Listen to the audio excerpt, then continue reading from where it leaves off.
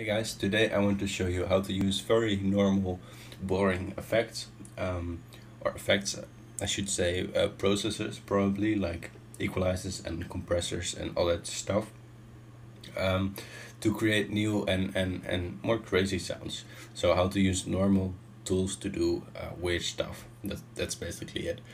And if you want to follow this tutorial, you need at least a compressor. I think you'll have that one. An equalizer and a dynamics, like an attack and sustain processor, and it's in a lot of cases it's called a transient designer or transients controller. And you probably have the one by Native Instruments. If you have complete, it's called transient master. It looks like this. It just has two simple controls. In Logic, under the envelope section, under the dynamics section, you have the enveloper. So there are a lot of tools available. I'm gonna use them all in one module, which is Alloy. But this applies just as well in all the other different plugins. So I'm gonna drag Alloy on this channel right here, and then so first, without any processing, we just have a normal drum loop.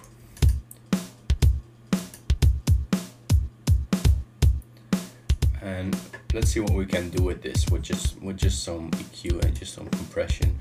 And remember, the goal is that we want to make a weird new sound. We don't want to keep the nice drum loop intact. We want to destroy it a little bit.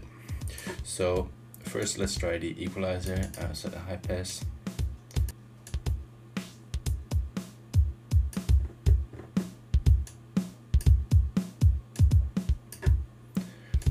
And then let's go for the transients. And the one in Alloy is pretty nice because it has a multiband setup, which means that we can set the transients for the highs, and for the lows, and for the mids. So for the highs, let's give them a very sharp attack.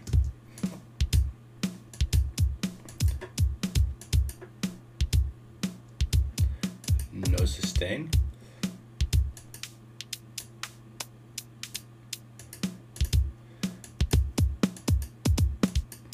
And for the mids as well.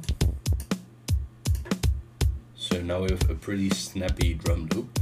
And let's invert that for the low end. So let's give the low end no attack and a lot of sustain. So now already our drum loop is quite different.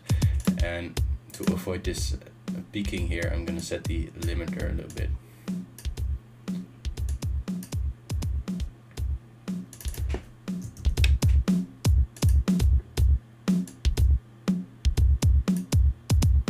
Okay, then let's try the Exciter, which is a distortion sort of plugin. And to use this, you can, if you don't have this Alloy, you can use, let's see, Decapitator by Soundtoys. You can use Overdrive in Logic. You can use some sort of guitar amp or something that creates harmonics in.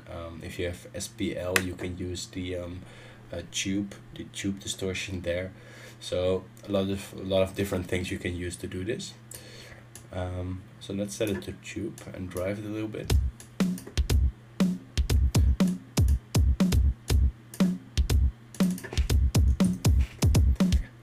And then finally, let's go to our dynamics and see what we can do with just a compressor. So I'm gonna just try some random crazy stuff here, like setting the ratio to 30.1, which is basically limiting. A long attack and short release, or try the reversed. And then with some makeup.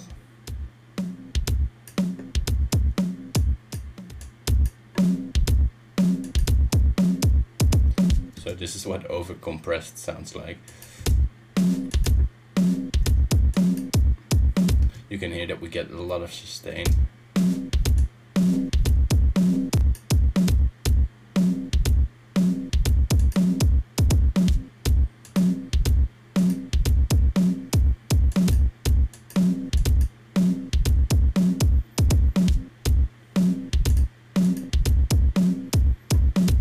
so we already changed our drum loop quite a bit from this to this.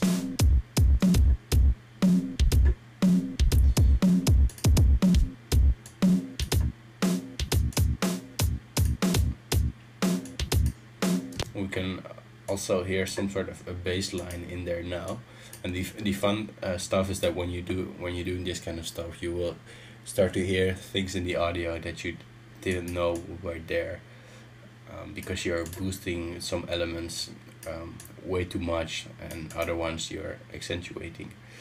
So let's try this and make sort of a bandpass filter.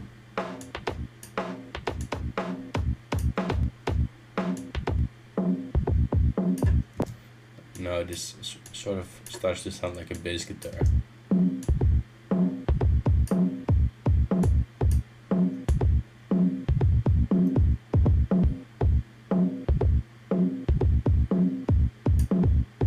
I like that.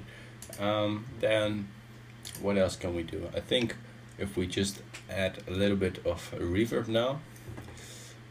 Let's choose a Ableton Reverb audio effects space. Oh no, let's go for a normal reverb.